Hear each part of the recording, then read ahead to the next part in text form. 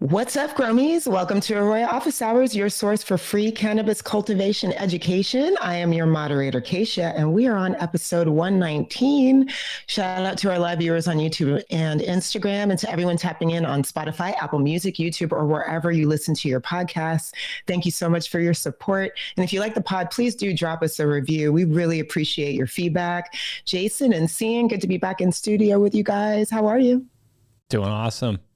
Good. Doing well, Kaisha. Great to be here. Awesome. Good. Yeah, glad to be back. And I just want to give a quick shout out and thank you to Rachel, who did an awesome job moderating while I was on vacation. Shout out to our Gromy Nick, who just posted a lovely welcome back to me. I appreciate you. I got a lot of rest and we're excited to get right into it. So you guys ready to get started with our first question? Let's dive in. Let's get into it. All right. We have a visual aid. I love that. Here we go. This one came from Chili Wolf. They dropped this question on Instagram and they wrote, I have a question with some pics from a fellow Gromy who I'm trying to get into buying an AROYA Go. I believe this issue is down to too big of medium. Heavy defol and too much cal nitrate. Feed schedule is 30% cal nitrate and full dose part BCD from drip hydro from week 2 to 3, sometimes 4. He's played with changing BPD and has the same issues in another room. To me, this looks like overwater and imbalance of nutrients due to oxygen depth, and pH. All right, Jason and Cian, what do you guys think?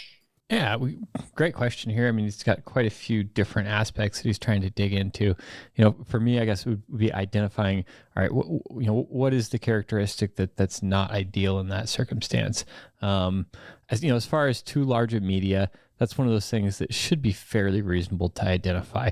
I always like to think about, all right, when my plant is fairly mature, say, 3 weeks into flower, am I able to get drybacks that modulate the media as much as I want, right? And so for typically when, we're thinking about, 4-foot cannabis plant, 5-foot cannabis plant, I like to be in 1 gallon. If I'm at that 5 foot, 2 gallon definitely can work as well. So, if you're running cocoa, always think about those sizes. And then for rock wool, most of the time I'm pretty happy with either 2 or 3 plants onto a Grodan slab. And, the reasoning there is just because we want enough substrate to, support the plant physically. We want enough substrate that those roots have access to water, but we're able to, steer the crop as far as what our ECs are doing. We're able to do everyday irrigations for most of the plant cycle, especially most of the flower there. And that just really helps us make sure we are getting fresh oxygen, fresh nutrients in there, and not allowing those roots to stagnate. So I guess that hits the substrate size. Heavy defoliation, yeah. I wouldn't do any less defoliation in there. It looks like that's a pretty thick canopy. And it always comes down to plant spacing and airflow as well. Is the environment consistent throughout our canopy? And I'm guessing that heavy defol was something that you guys are doing, but yeah, I wouldn't go any less on that. As far as the nitrate thing, and I think we've got another question here that's going to dive into that in a little bit as well. But it's one of the reasons that major nutrient companies are kind of going with the trend here, where they are, cutting out their calcium nitrate and either supplementing with a calcium chloride or a calcium sulfide type of product. Obviously one super common on the market is the fade green or the fade product, and those those are a good thing to do typically when we're looking at ripening a product. We want those plants to be building less sugars, less carbohydrates towards the end of the cycle, and that's just going to help us with a clean smoke and make sure that those plants are ready to be cut down towards the end. So we want to kind of reduce the amount of nitrogen that's in there. And, I think that Drip Hydro probably has some recommendations on how they do that. Like I mentioned just a minute ago, some are supplementing the actual chemicals in there. Some are just rebalancing our part A, B, and possibly C ratios in this, for example, towards the end of the cycle.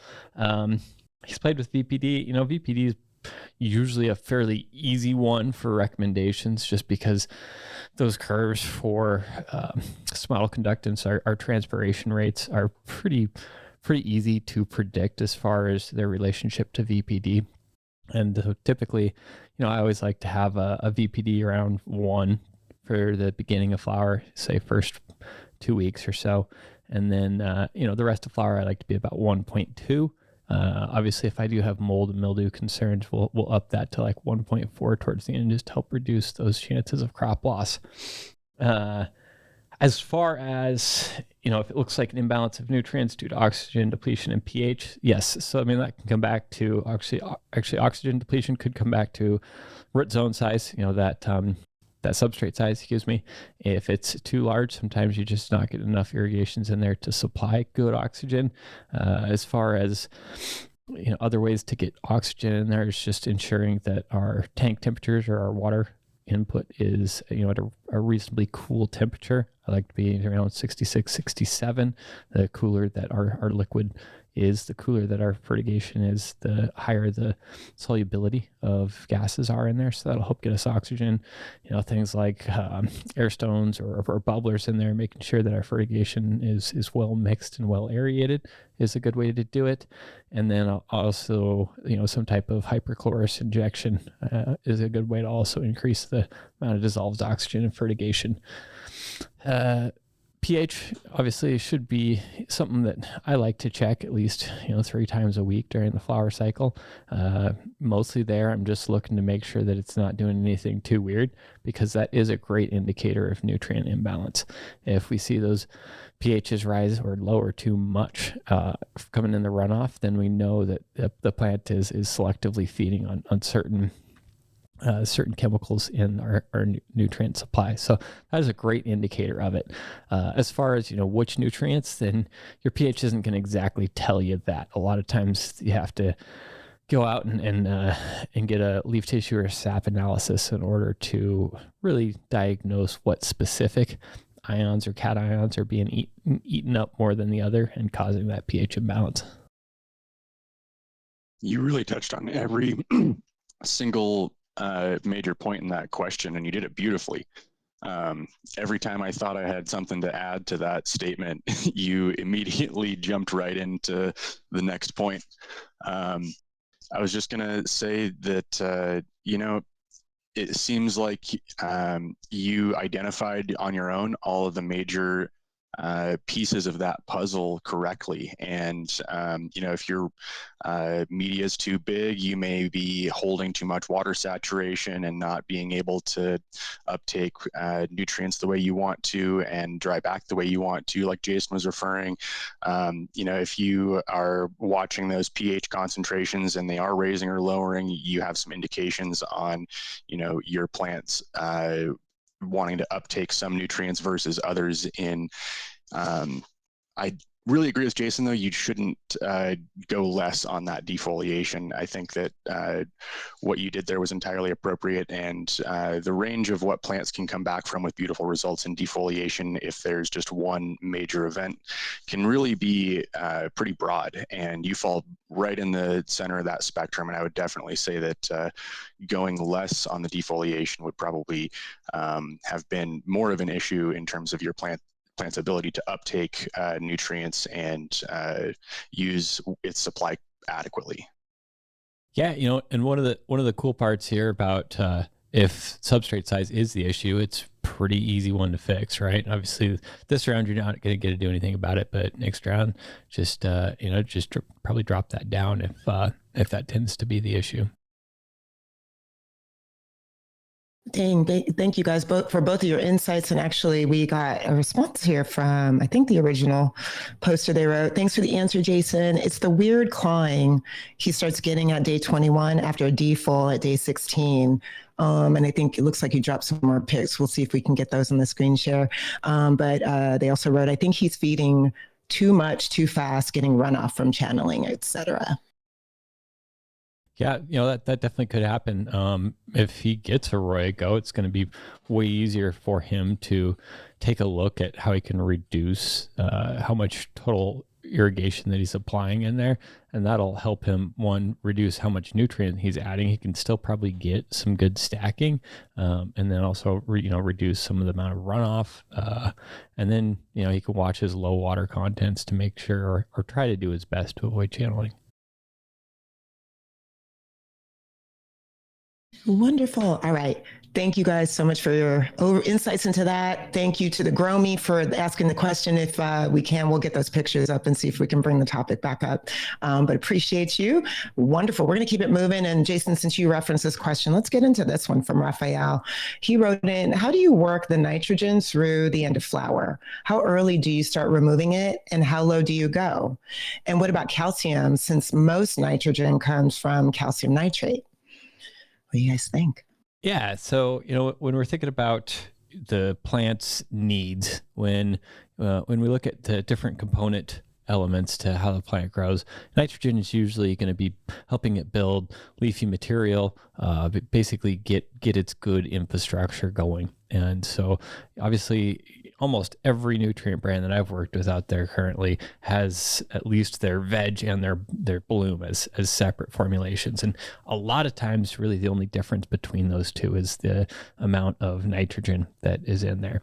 And so what you can do, and actually for a couple of brands, they actually will recommend this in their feeding schedules. Sometimes I even go it a little bit farther, but that's just adjusting those ratios. Some of the easiest brands are like 1-to-1. One of the most popular ones is like 60-40.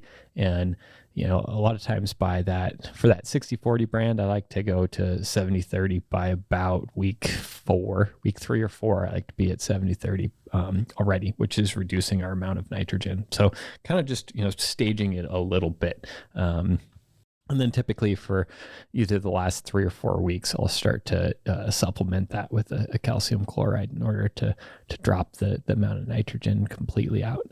And, mostly completely out. Typically we still have trace elements in our feed, but that's also one of the reasons that we don't necessarily talk about flushing with our programs, because just as those plants are still growing, we don't want to starve them of all the nutrients. We're just trying to reduce the amount of sugars and carbohydrates that they're building and help those buds finish out. So I think that hits that question beautifully again. The answer that I was kind of thinking of in my head is, by around week 4 at the max, usually I want to start tapering. And then going into my bud set, kind of like what you were saying there, Jason, I try to draw out the nitrogen levels by supplementing with some sort of non-nitrate calcium source those last couple of weeks. And that generally helps to draw that down a little bit without starving the plant out of all of its nutrients in a traditional flush, as a lot of people will call it. Awesome. Thank you guys again for anything to add to that, Jason? No. Good. Awesome. All right. Raphael, thank you for your question. Keep us posted. Good luck. Going to keep it moving. As a reminder, y'all, if y'all have any live questions, now's the time. Drop them in the chat. But we do have some great ones we can get to. This is a really good one dropped by Trent on YouTube. He wrote, I work at a fairly large scale facility where we veg about 2,200 plants per week. We use Grodan rockwool. I noticed there are large inconsistencies in the development size of the plants after 2 weeks, which carry through harvest, where as much as half the plants are stunted, 20 to 30% shorter. We use a dripper emitter system for watering. We have a small amount of sensors for monitoring the EC and pH, but there's only one sensor from one genetic or roughly 300 plants. My question is, what is the process of elimination for creating a better consistency in veg? Or rather, what are the most likely to least likely causes of this issue? Let me know if we need extra information. I watch every week and we'll update you with the results or any suggestions you have, which I love that. All right. Jason and Cian, what do you think? Yeah, I'm going to kind of hit this with the top 3 ways to improve consistency there. They may not be necessarily in order of what's most likely at your facility, just probably ones that I see most commonly. And clone cutting practices definitely comes into role there. We've seen a lot of facilities where they may not have the cleanest processes in cutting clones. I always like to have a good 5-6 inch clone. And make sure that all your staff that is cloning, if you're 2,200 a week, you probably have a couple people that are taking those clones, and you're making sure that your tools are all sanitized. So I like to have, you know, a few different scissors, a few different sets of knives. I like to have kind of all of that just sitting in a cup of sanitization, whether that be bleach, hypochlorous acid. Any of those are usually a good enough solution. There's probably one that's ideal, but really I like to change those tools out. So obviously, you know, we want to make sure we're getting 5-6 inch clone cut off the plant itself. Let's get those into a cup of water and get prepped. Well, prepped, I mean, just stored for 20 minutes, 30 minutes, whatever it takes for you to get the clones off that plant.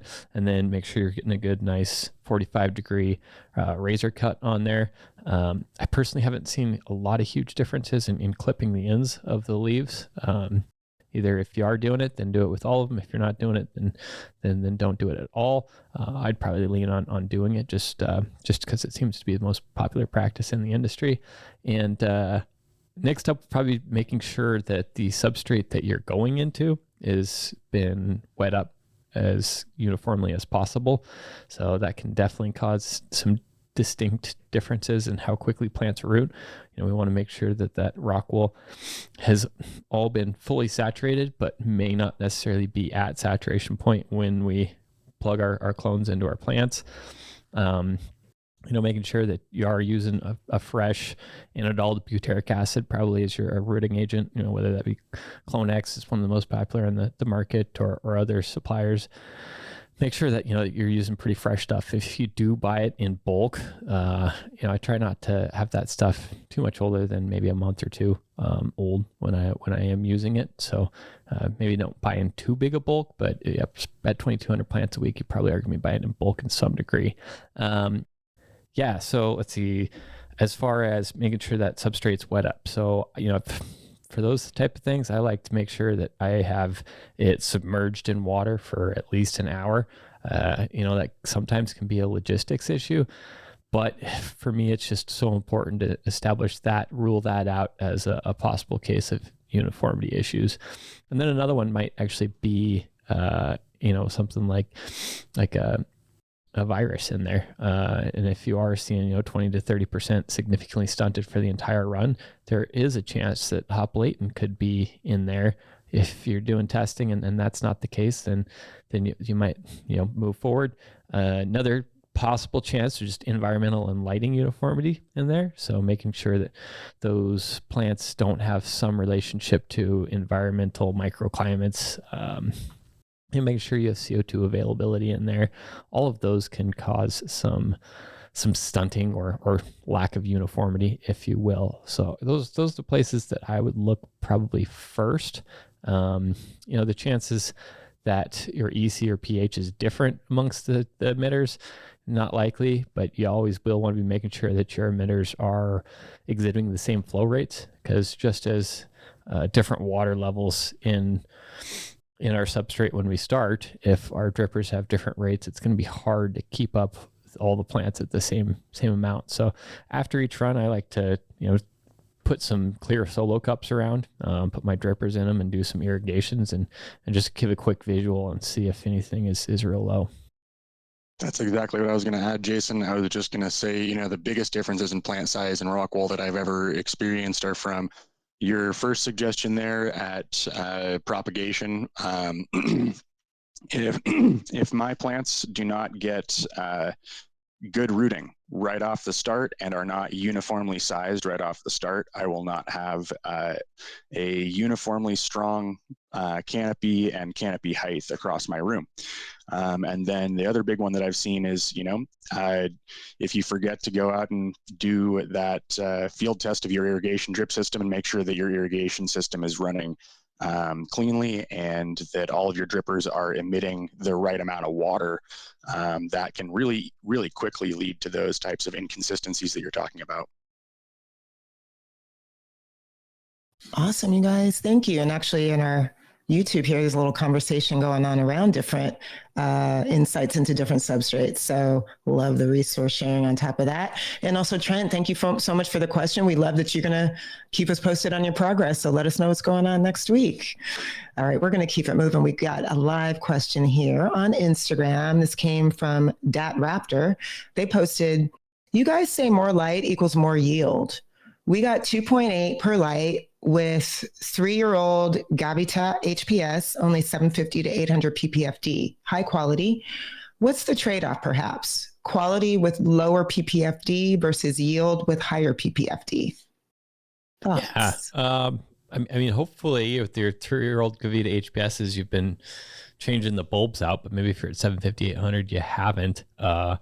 Might be worth paying off real quick. If you are hitting 2.8 a light at 750 to 800, well, there is a chance that genetic just does really well at lower light levels. There's also a chance that there's quite a bit of potential that's being left on the table there as well. As far as a trade-off, usually light levels aren't necessarily going to have any effect on yield versus quality. Typically we can do selective environmental and crop or irrigation crop steering cues in order to lean towards yield or towards quality. And typically either which way of those we choose are going to be more proficient, better performance at appropriate light levels. And, the appropriate light levels are strain dependent. We got a lot of strains out there that will eat up, 1100, 1200 PPFD, as long as we're supplying the right amount of CO2 in there. Certain strains are actually, happiest right about 900. So, I know there's a couple out there that'll take it even higher, but yeah, if you do have the opportunity to play with that specific strain at a little bit higher PPFD, there's a good chance that you could get higher quality and hit that same yield or same quality and hit a little bit higher yield in it. I don't really have too much to add to that. I think you touched on all the major points again there. Really there's a number of different reasons that you can see what you're seeing there. And like Jason said, it can be dependent on so many different factors there. And you could be, like you said, leaving something on the table if you are only getting those types of PPFD levels and haven't necessarily changed your bulbs out recently. But depending on your canopy height and a few other factors, that could actually be an appropriate PPFD level for that strain. And it's hard to say exactly which one of those it is.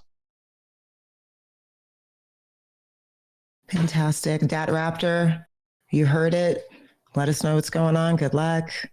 All right, we're going to keep going here. And shout out to the Gromies who are joining us live. Good to see everybody. I missed you guys when I'm out of town.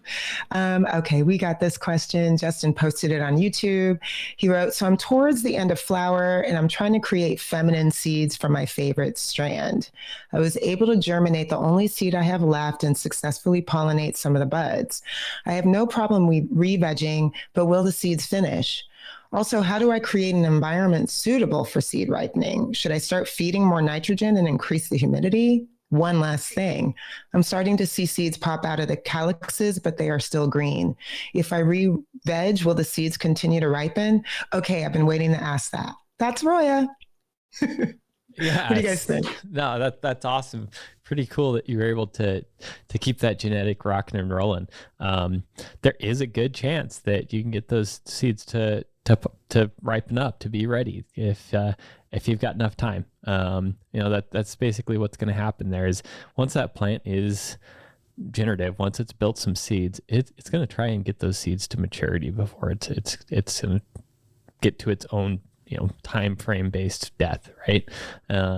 And most of the time, in production, we're always trying to cut things short. But obviously, if you're really doing your best to save this genetic, you might be at 10, 11, 12 weeks in flower before you're able to get those seeds. It's going to be worth it, right? If you're trying to save this genetic. As far as increasing nitrogen, I probably wouldn't. Usually during this time, we are looking at trying to, make sure that plant stays as generative as possible so that those seeds are ripening up. I also wouldn't cut it out as much as you would in a typical ripening circumstance. I'd probably just keep with my typical flower formula in that case and let things ride out. Revegging, no, I wouldn't do that either. I'd stay in your 12-12 and try and make sure that plant is got a consistent cue to be reproductive.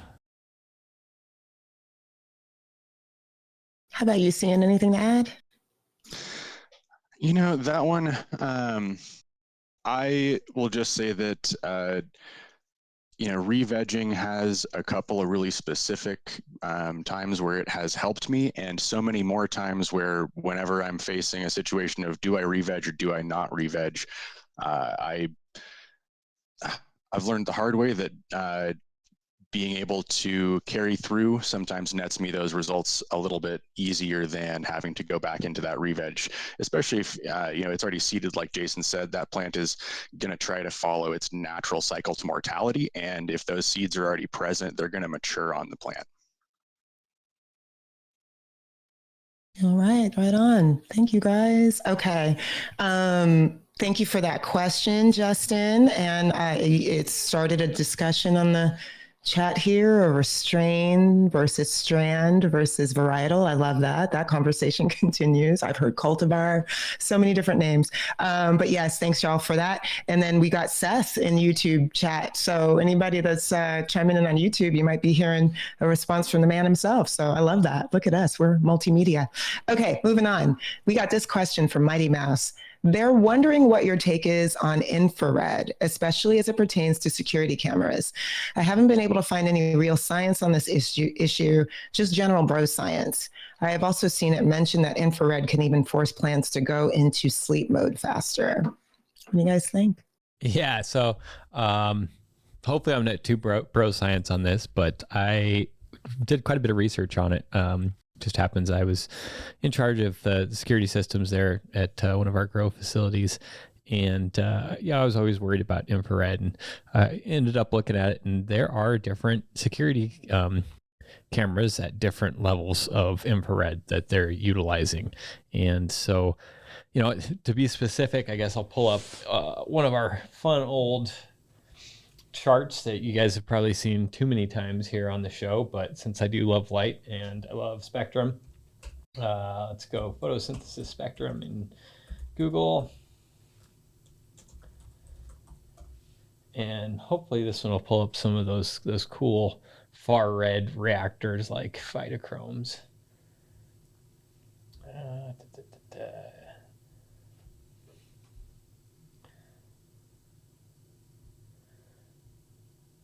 There's a good one.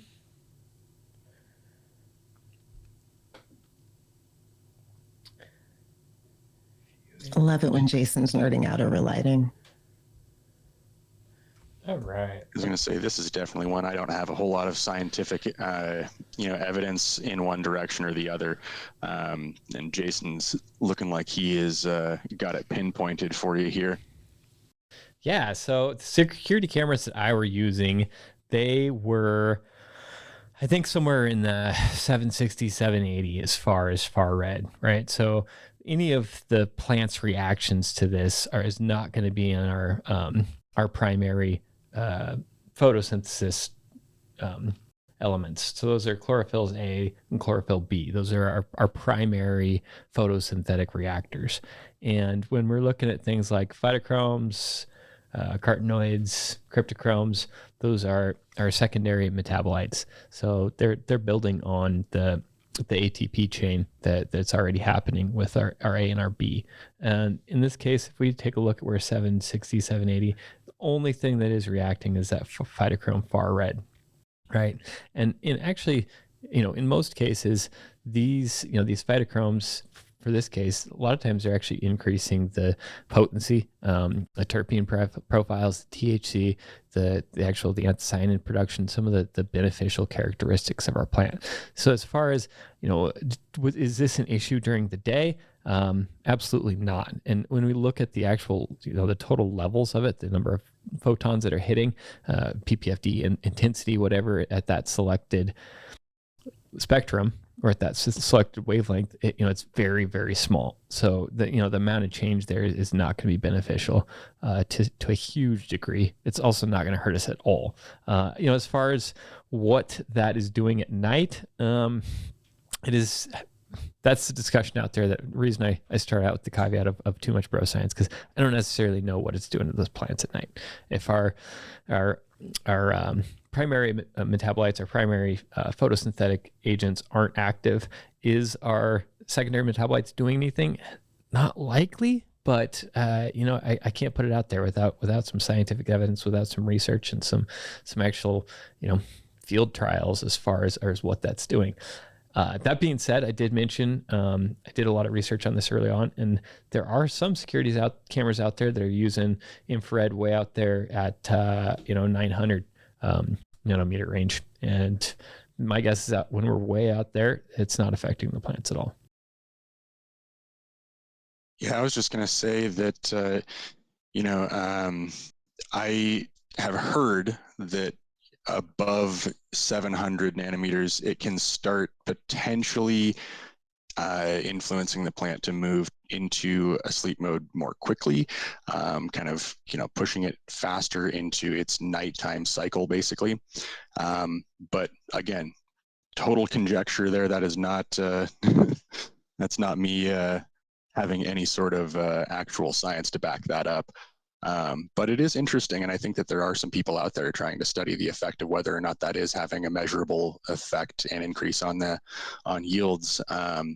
And one more reason to use AROYA. Track all those metrics and write down everything in your program so you can actually have some real data behind that. Yeah, and I think the two considerations that made it so I never did much about it was one, the amount, the total intensity, the amount of exposure from those security cameras, those infra levels are just very, very low. So there's probably, other places in the growth system that I could be spending the energy on. And then probably the worst part about it was I didn't really have a choice whether I was using security cameras in the day or at night. So, what was our options at that point, right? Boom. Thank you guys so much for that. Sorry, we so much activity happening. Great answers. Thank you for that overview, Justin. We appreciate your question. All right, we've got some more live questions to get to on YouTube, Instagram. But real quick, Seth clarified over on YouTube here. Plants that are propagated through cuttings are known as cultivars in horticulture. Plants that are produced via seed are known as varieties, sometimes called varietals. Came from bacteria and fungi. So I love that. So great. Thank you, Seth. All right.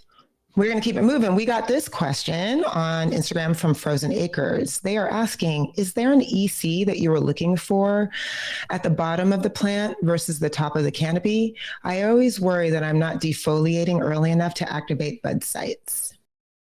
EC or PPFD? Yeah, PPFD. There we go. So obviously typically the more PPFD that we can get down at the bottom of the canopy, we want, the best canopy uniformity. That's going to give us the best bud uniformity. And it's typically what we see responsible for larvier buds in the bottom, less mature, less well ripened. So typically larvier, less color. Usually it's related to the amount of light that is hitting lower in the canopy.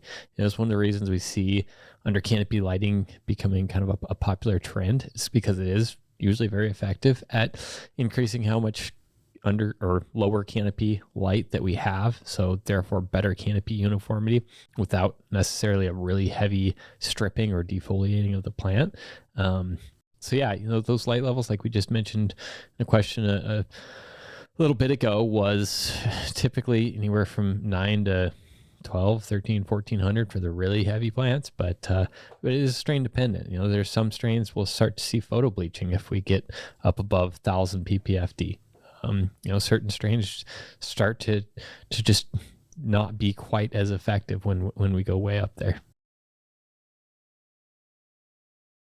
Yep. And Jason, you saw their later comment in regards to PPFD. Is there a certain level of light you're trying to get your buds activated by, say, day 16? Yeah, that's a great question as well. So, kind of my general rule of thumb.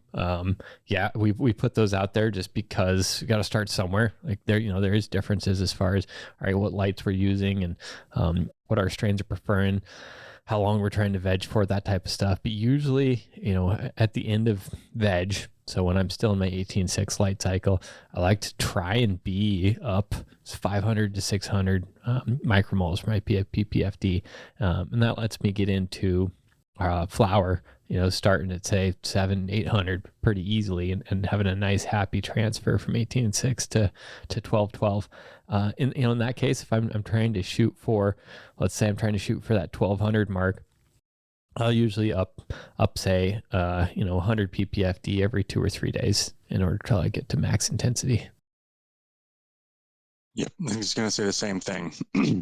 Every time I'm flipping into flower, I'm going to be trying to do that, at 700 or 800, and oftentimes increasing that that light level every 2 days until I'm reaching that 1200 threshold. And so ideally, I'm by day 16 of flower, I'm already sitting at that light level.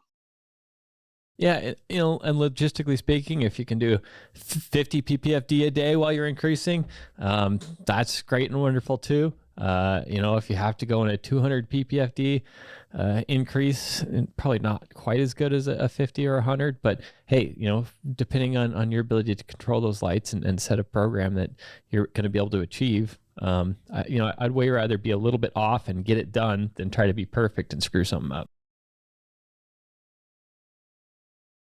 Beautiful. Thank you guys for that. Thank you, Frozen Acres. Good luck. Okay. On we go. We got this question from Long Point Winery. They're asking for your thoughts on why peak water capacity would jump from about 65% to 85%. For the first 3 weeks of flower and veg, max water capacity was around 65%. Now my readings are saying 80 to 85%. Using Solus 1 in 2 gallon fabric pots, 100% cocoa, hand packed. Yeah, so we've seen this actually quite a bit, and I don't have a proven theory, but I think what's going on there, because most of the time we see it, in cocoa when we do see a significant one, and then I guess it didn't just jump like 65 to 85 one day; it gradually increased. And what's going on there is obviously your Solus is reading the total amount of water in a certain volume in that substrate. That volume is called volume of influence. It's about 1 liter. But what's going on a lot of times that I think I've seen is those roots are compacting the cocoa in there, right? So we've got an amount of pore space, if you will, and as the plant gets larger and larger, as the roots take up more of that volume, they're actually holding more water because the roots are compacting the cocoa. And if we thought about how much space this cocoa is taking up as a total, well, that amount of space is actually getting less and less as those roots compact it. The sensors are reading the water that's in those roots. So, I always like to kind of think about, all right, if I had a container of, I don't know, I guess we could use, I was trying to make a good simile here and I'm not doing a great job, but if we imagined a container and we had a balloon that we were filling up with water, it's compacting the, whatever else is in that container. And then that amount of volume is actually going to be increasing, right? So that substrate can hold more water if we think about those roots as a vacuole full of water. I was going to say, your description there is wonderful, Jason, because we get this question actually, I think, quite often these days from people. And it's really frequent, I think, these days, more as a result of kind of a lot of us moving into these smaller mediums.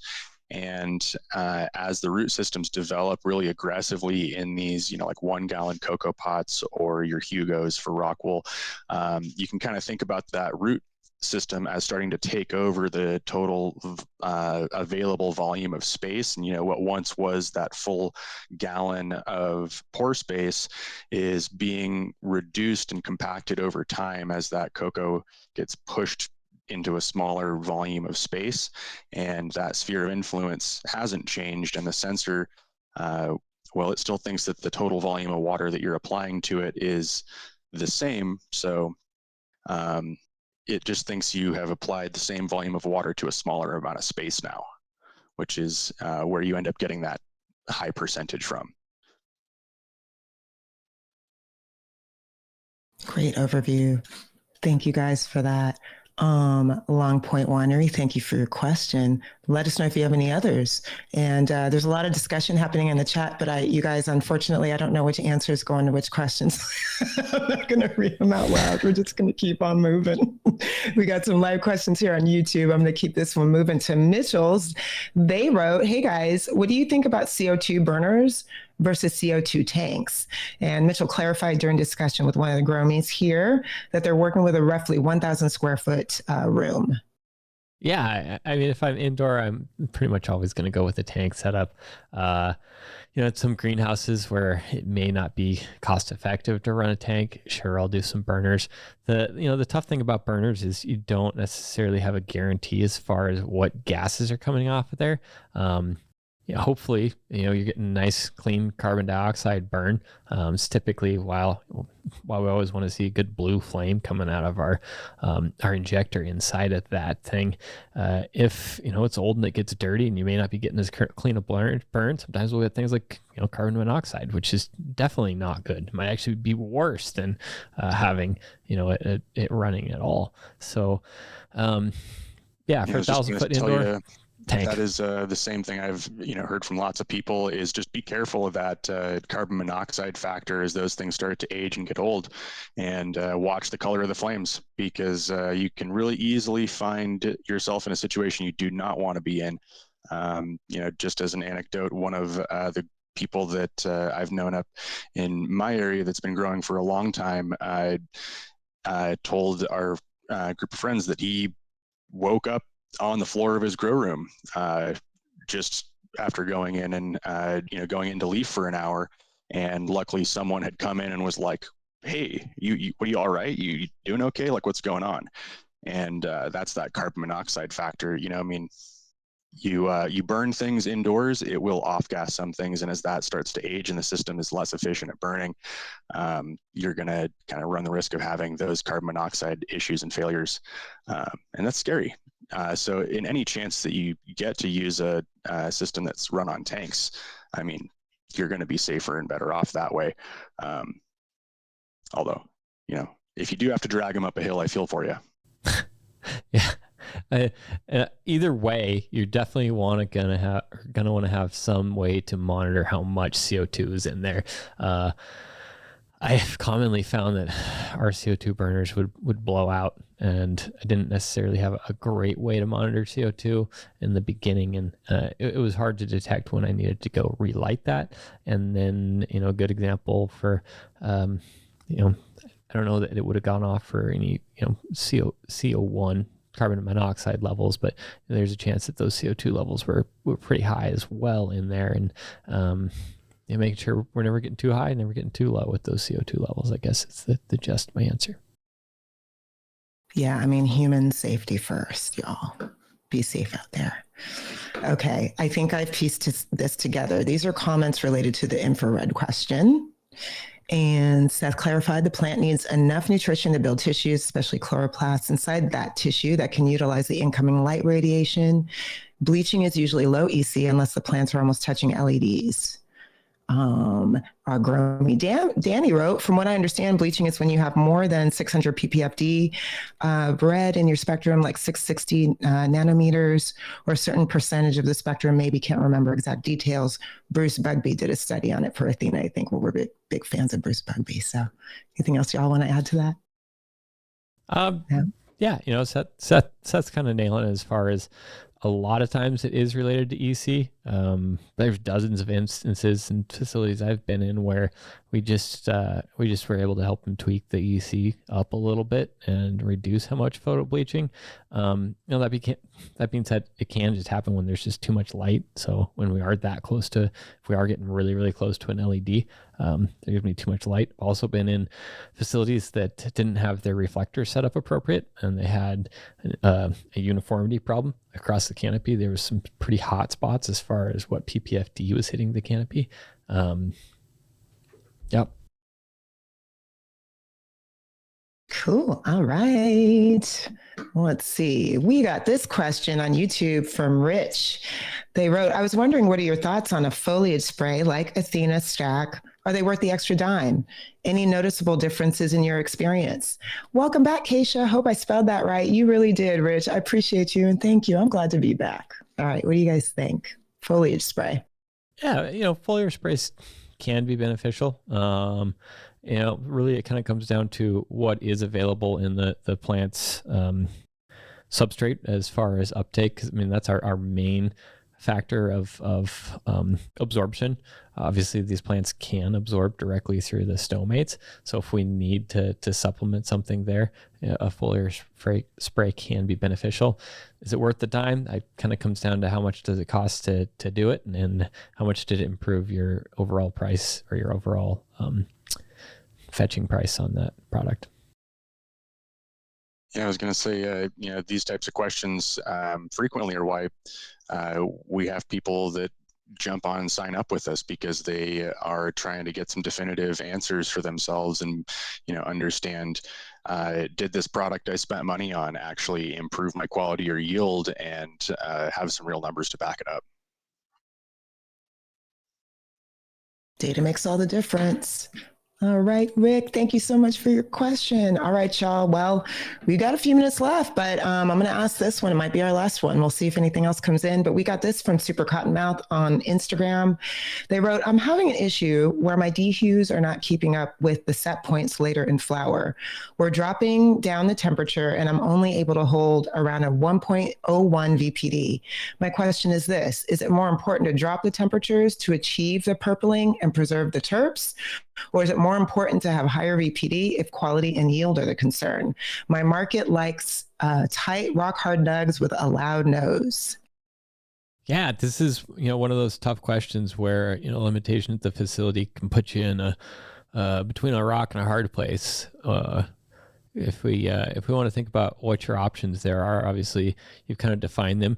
If you've got a strain that is mold and mildew resistant, then run at 1.0 VPD and getting that nice nose, good coloration. High quality is going to be where it's your want. If you end up losing half of the crop to mold and mildew because you aren't able to drop those humidities when your temperatures are low, then you're just going to have to make some compromises as far as well, how much quality can we get at those levels that prevent mold and mildew loss. So it kind of comes down to what your strains are running, how much output you have. Is it worth just investing in a little bit more equipment and not working against the compromise? I guess those are all the long-term questions that you have to answer. Yeah, I was just going to say, it may be time to start considering, as unattractive as the solution is sometimes, grabbing an extra ground dehu and just putting it in there, be able to supplement that extra capacity that you need when you need it. It's always all about trade-offs, isn't it? As a consumer, I'm a big fan of quality, but Grow's got a lot of tough choices to make. We appreciate you asking that question, Gromi. All right, we have another one that just came in live here on YouTube. Somebody wrote, in week 6 with 2-gallon pots, PPFD 1000, CO2 1200 ppm. I have no sensors. What should I flush plants with EC pH if I want to adjust high runoff and low EC? Yeah, so let's see. Again, my general recommendations as far as what my ripening looks like at the end of the cycle, I typically like to be about half of my normal feed EC, half to 3/4 of my normal feed EC, depending on if I'm supplementing my calcium nitrate or not. So, if I am supplementing calcium nitrate, I usually shoot for about 3/4 of my nutrient strength by the end. If I am not supplementing, then I'll be at around half or a little bit less than that as far as nutrient strength. Let's see, recommendations for EC pH. I guess it's going to depend on let's see, and low EC. Just reduce the amount of runoff that you're getting. That should fix your problem if you're low EC and higher runoff. Yeah, I was just going to say, drop your runoff a little bit, and you may see some improvements in that. But I was going to say, I generally like to kind of stick between that 0.8 and 1.0 range for those last 2 weeks, depending on where I've been running my plants and what type of performance I'm seeing out of them, and what result I'm looking for out of that last 2 weeks. Generally, I don't usually ever have to drop too far below that, even running into the last days of my harvest. Increasing that distance from flushing. I love it. Amazing. You guys, thank you so much for your insights. We're going to go ahead and wrap up just a few minutes only early, but before we do, I want to remind everybody AROYA is nominated for the MJ Awards Cultivation Software of the Year. We dropped this link in the chat. You can click on that every day. Vote for us from now through November 16th. Show us some love. We really appreciate it. And we thank you so much for your support. With that, Jason, Cian, thank you so much for this episode. Seth, thank you for holding down YouTube questions. You're amazing. And of course, producer Chris, thank you. Couldn't do this without you. Thank you all so much for a great session. And thank you for joining us for this week's AROYA Office Hours. To learn more about AROYA, book a demo at aroya.io, and our team will show you the ins and outs of the ultimate cannabis cultivation platform. If you have any crop steering or cultivation questions you want us to cover, drop them anytime in the AROYA app. Email us at sales@aroya.io. Shoot us a DM. We're on Instagram, Facebook, and LinkedIn, and we definitely want to hear from you. If you're a fan of the pod, please leave us a review on Spotify, Apple Music, YouTube, or wherever you listen to your podcast. We appreciate your feedback, and be sure to subscribe to our YouTube channel so you never miss an episode. Thanks, y'all, and see you in episode 120. Bye.